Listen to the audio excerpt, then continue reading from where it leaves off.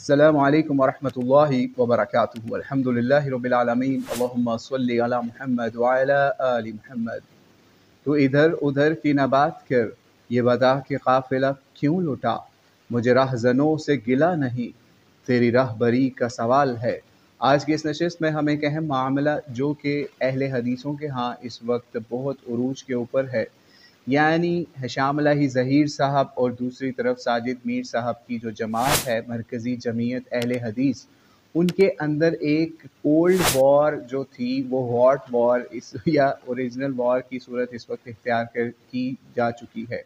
اس کے حوالے سے بات کریں گے کہ یہ معاملہ کہاں سے سٹارٹ ہوا، 2020 سے لے کے آج تک یہ معاملات کیوں خراب کیسے چلتے رہے، اس کے اوپر تفصیل سے بات کریں گے۔ اس کے اندر ہشام الہی ظہیر صاحب کے حوالے سے بات کریں گے، فوکس میڈیا کا جو ایک انٹرویو ہوا ہے پچھلے دنوں اس کے اوپر بات کریں گے، حافظ عمر صدیق صاحب کے حوالے سے بات کریں گے، اور پھر آخر میں اس کا حل بھی پیش کریں گے انشاءاللہ کہ ان دونوں کو گروپس کو کیا کرنا چاہیے۔ تو آئیے اس کا آغاز کرتے ہیں۔ دراصل ہوا کچھ یوں کہ 2020 کے اندر ایک محرم کے مہینے کے اندر ایک ذاکر کی طرف سے کوئی دعا ایسی پڑھی گئی کراچی کے اندر، لائیو مجلس یا ریکارڈنگ کے دوران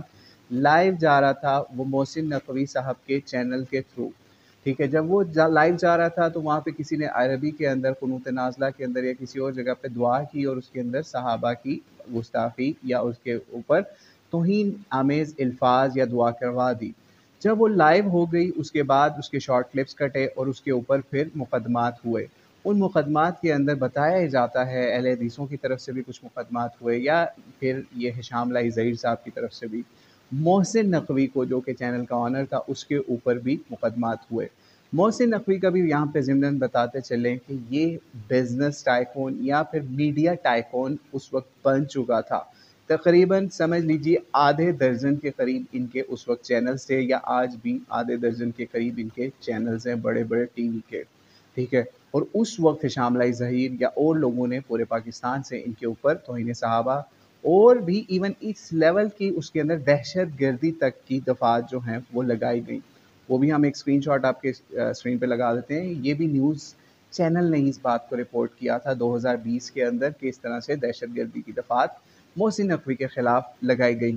معاملہ اسی طرح سے چلتا رہا۔ 2020 کے اندر ان کے اوپر بہت زیادہ پریشر آیا۔ آپ اس سے یہ بھی سمجھ سکتے ہیں کہ اگر اہل حدیث متحد ہو کے کام کریں تو وہ کس طریقے سے اتنے بڑے ٹائکون یعنی محسن نقوی جیسے لوگوں کو بھی سمجھ لیجئے ناکوچنے چلوا سکتے ہیں۔ یہ معاملہ ہوا تو ہوا یہ کہ پھر اس کے اوپر ایک معاہدہ جو ہے محسن نقوی پارٹی کی طرف سے اور پلس ساجد میر صاحب کی جماعت کے درمیان ایک معاہدہ ہوا کہ اس طریقے سے کیسز واپس ہوں گے اور اس میں شرائط بھی لکھی گئی، ٹھیک ہے۔ 2020 کے اندر ہی یہ معاملہ جو ہے وہ اس کا سمجھ لیجئے اختتام ہوا، اور اس میں جن لوگوں جو سائننگ اتھارٹیز تھیں اس میں ساجد میر صاحب سمجھ لیجئے خود اوپنلی سامنے نہیں آئے، لیکن ان کی جماعت کے بڑے جو ہیں وہ سامنے آئے، اور دوسری طرف محسن نقوی صاحب کی ٹیم بھی اس میں سامنے آئی اور پوری شرائط جو ہم آپ کی اسکرین پر بھی اس صلح نامہ کی یا ان کے حوالے سے بات کی وہ آپ کے سامنے لگا دیتے ہیں۔ اس کے اندر جو دوسرا نمبر تھا نا، جو ساجد میر صاحب کے گروپ کی طرف سے جن لوگوں نے اس چیز کے اوپر تصفیہ کروانے کی کوشش کیا، معاہدہ کیا محسن نقوی گروپ کے ساتھ، تو اس کے اندر دوسرا بندہ جو تھا جو ساجد میر صاحب کے گروپ کی طرف سے تھا، وہ آپ اپنی اسکرین پر بھی دیکھ سکتے ہیں، وہ معتصم الہی ظہیر صاحب تھے، یعنی ہشام الہی اور ابتسام الہی ظہیر صاحب کے بھائی۔ لیکن جب ابھی فوکس میڈیا، یہ 2020 کے اندر معاہدہ ہو رہا ہے، ٹھیک ہے، لیکن ابھی فوکس میڈیا کے اندر جو انٹرویو ہوا قرآن پاک اٹھا کے حلف دے کے انہوں نے کیا باتیں کی،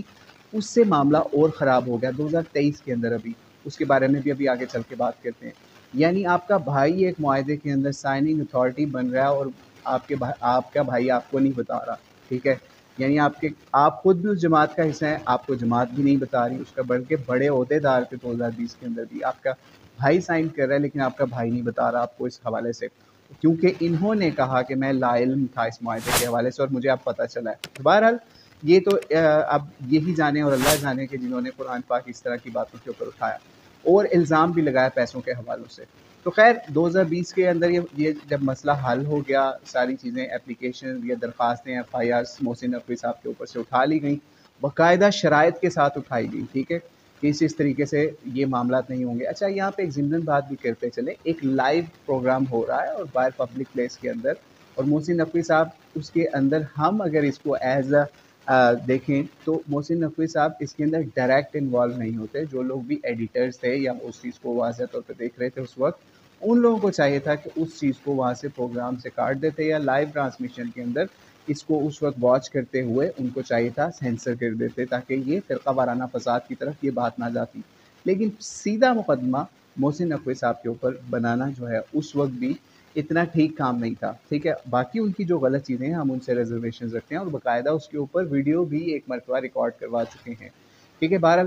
تو خیر یہ معاملہ ہوا، پھر ہوا یہ 2020 سے لے کر 2023 تک حشام الہی ظہیر صاحب اس سارے معاملے کے اوپر خاموش رہے،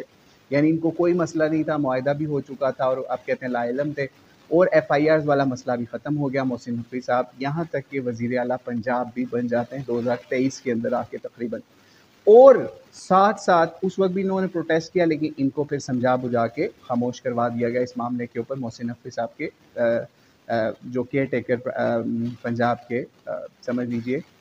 منسٹر بننے کے اوپر یا وزیر اعلیٰ بننے کے اوپر ہوا یہ۔ پھر 2023 کے اندر ہی تقریباً 3 ماہ پہلے جس وقت ان کو جماعت کے عہدے سے فارغ کرنے کا نوٹیفیکیشن آتا ہے شام الہی ظہیر صاحب کو، تو اس وقت ان کی غیرت جاگ اٹھتی ہے، اور یہ پھر اس کے بعد یہ جو اپنے ساجد میر صاحب تھے جس ان کی جماعت کے عہدے دار تھے، یعنی مرکزی جمعیت اہل حدیث کے،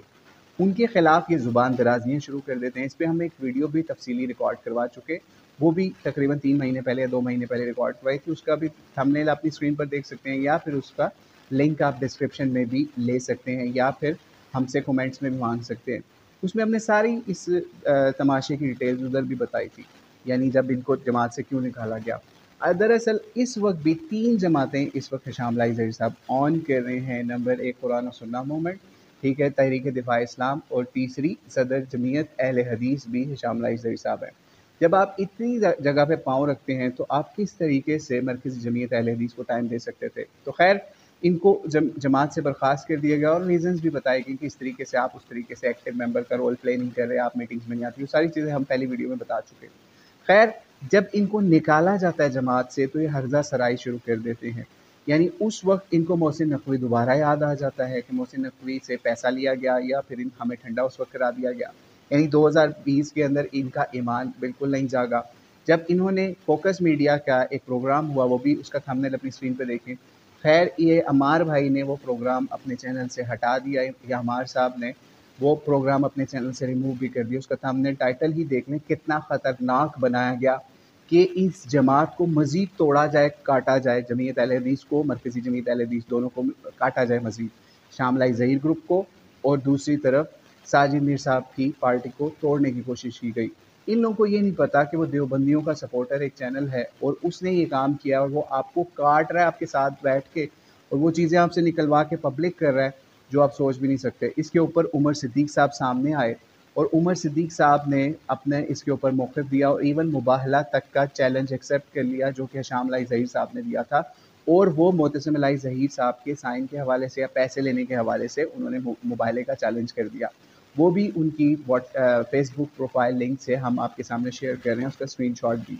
اب لیکن مباہلہ پھر نہیں ہو سکا، لیکن بہرحال اس لیول تک یہ لوگ آپس میں گتھم گتھا ہو گئے اس معاملے کے اوپر کہ ان کو سارا معاملہ جو ہے خراب وہیں سے ہوا جس وقت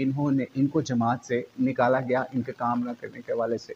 تو بہرحال اس وقت بھی حشام الہی ظہیر صاحب کے 2 بھائی جو ہیں، محسن الہی ظہیر صاحب، ابتسام الہی ظہیر صاحب،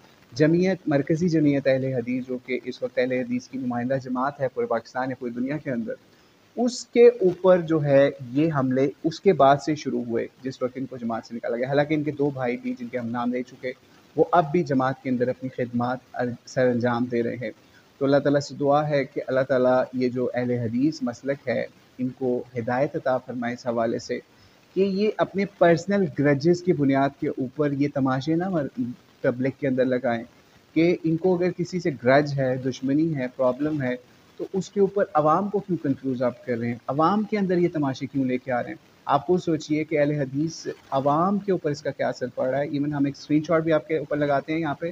کہ ایسے ایسے لوگ سامنے آئے جنہوں نے کہا ہم نے اب سے یہ مرکزی جمعیت کا کام ہی یا جمعیت اہل حدیث کا کام ہی اس وقت چھوڑ رہے ہیں، یہ دونوں سے ہمارا کوئی تعلق نہیں ہے، کیونکہ یہ لوگ اس طریقے سے یہ تماشا بازی کر رہے ہیں، جب تک یہ ختم نہیں ہوتا تماشا تب تک۔ تو بہرحال اللہ تعالیٰ سے دعا ہے اللہ تعالیٰ کوئی ان کے درمیان صلح کا رستہ نکالے۔ آپ خود سوچئے، آپ اس وقت یہ تماشا لگا رہے ہیں، ٹھیک ہے، اس وقت یہ تماشا لگایا جا رہا ہے جس وقت مرکزی جمعیت اہل حدیث کے سینیٹر اور دوسری طرف جماعت اسلامی کے سینیٹر، ان لوگوں نے مل کے ایک بل جو ہے توہین اہل بیت اور صحابہ کے حوالے سے قبول کروایا یا پھر منظور کروایا، جس کے اوپر اس وقت شیعہ سراپا احتجاج ہیں۔